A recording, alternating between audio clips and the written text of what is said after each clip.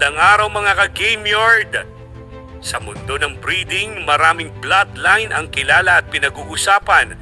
Pero isa sa mga linya na madalas pag-usapan pagdating sa kulay, tibay ng katawan at classic American heritage breeding ay ang Spangle Hatch. Pero saan nga ba ito nagmula? Ano ang ibig sabihin ng Spangle? Paano ito nabuo? At paano ito umabot sa Pilipinas at naging bahagi ng maraming breeding program?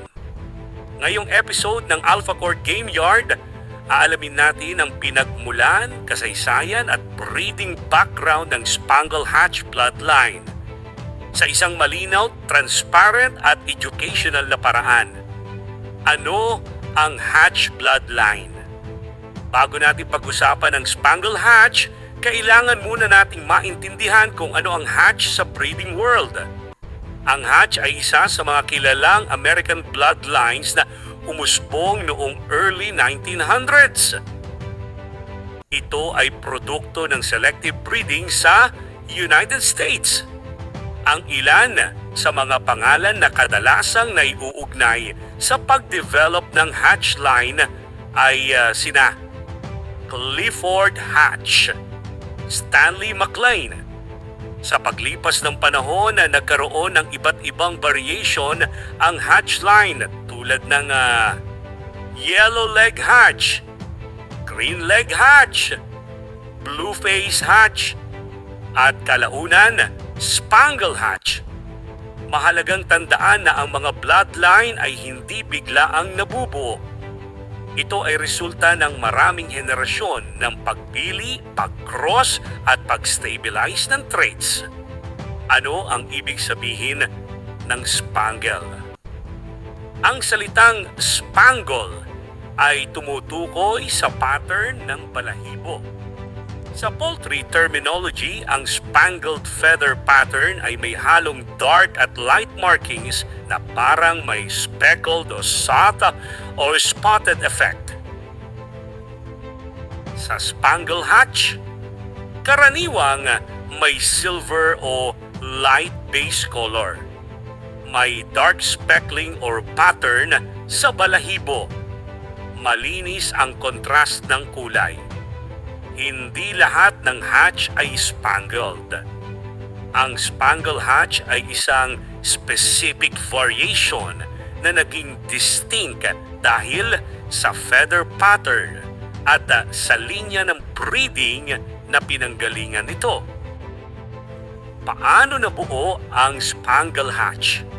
Sa historical accounts ng American breeding community, ang Spangle Hatch ay nabuo sa pamamagitan ng kombinasyon ng traditional hatch blood at ibang linya na may spangled feather influence.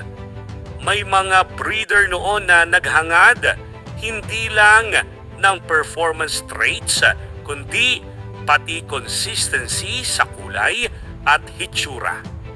Dito pumasok ang maingat na pagpili, kulay ng balahibo, uri ng paa, leg color consistency, hugis ng katawan, balance at structure. Hindi ito nangyari sa isang generation lang.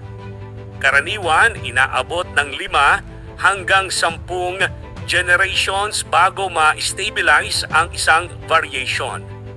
At dito pumapasok ang konsepto ng line breeding, selection pressure, trait fixation. Sa madaling salita, hindi aksidente ang Spangle Hatch. Ito ay produkto ng planadong breeding. Katangian ng Spangle Hatch. Ngayon, pag-usapan na natin ang common traits na madalas i-attribute sa Spangle Hatch. Sa historical breeder descriptions, ang Spangle Hatch ay kilala sa medium to strong body structure, alert na tindig, distinct feather contrast, athletic build. Sa temperament, madalas sinasabi ng mga breeder na active, intelligent, responsive. Pero dito tayo magiging transparent. Hindi lahat ng Spangle Hatch ay pare-pareho. Depende ito sa strain at breeder line. Sa paglipas ng panahon, may mga nagkaroon ng outcrossing, crossbreeding, strain modification. Kaya mahalagang alamin ang source ng linya. Pagdating ng hatch lines sa Pilipinas, noong kalagitnaan ng ika-20 century, maraming American bloodlines ang na-import sa Asia, kabilang ang Pilipinas. Kasama sa mga dumating, sweater lines, round head lines, at hatch variations. Ang Spangle Hatch ay naging bahagi ng ilang breeding programs dito dahil sa kombinasyon ng distinct appearance, strong foundation blood, compatibility sa ibang linya. Sa Pilipinas, nagkaroon din ng sariling adaptations ang mga breeder. Minsan, pinaghalo sa ibang bloodline. Minsan, pinanatiling pure line. Minsan, ginawang base para sa bagong blend. Kaya may mga Spangle Hatch ngayon na medyo iba na ang ekspresyon kumpara sa original American strains. Breeding transparency. Dito tayo magiging malinaw mga ka-game yard.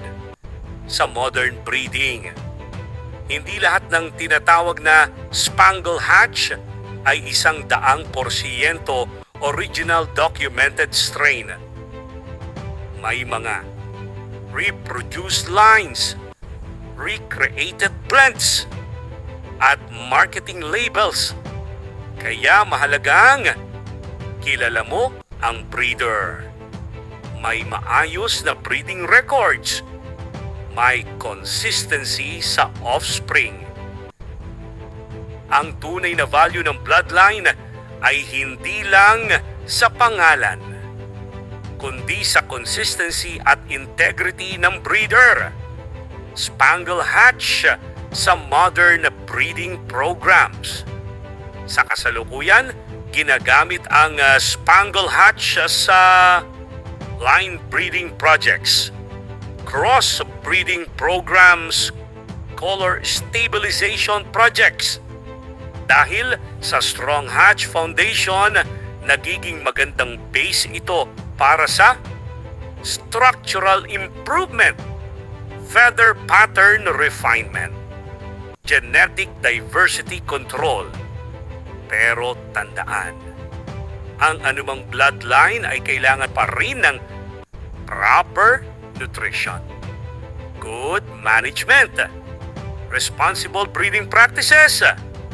Hindi sapat ang pangalan lang. Conclusion, mga ka-game yard sa kabuuan, ang Spangle Hatch ay isang variation ng Hatch bloodline na naging kilala dahil sa distinct feather pattern at sa foundation breeding nito sa United States. Hindi ito magic. Hindi rin ito overnight success. Ito ay produkto ng maingat na selection, maraming henerasyon ng breeding, at dedication ng mga breeder noon. Sa modern time, ang tunay na susi ay responsableng kaalaman, maayos na record keeping, at transparency sa breeding program. Kung may natutunan ka today, comment kung anong bloodline ang gusto mong talakayin next.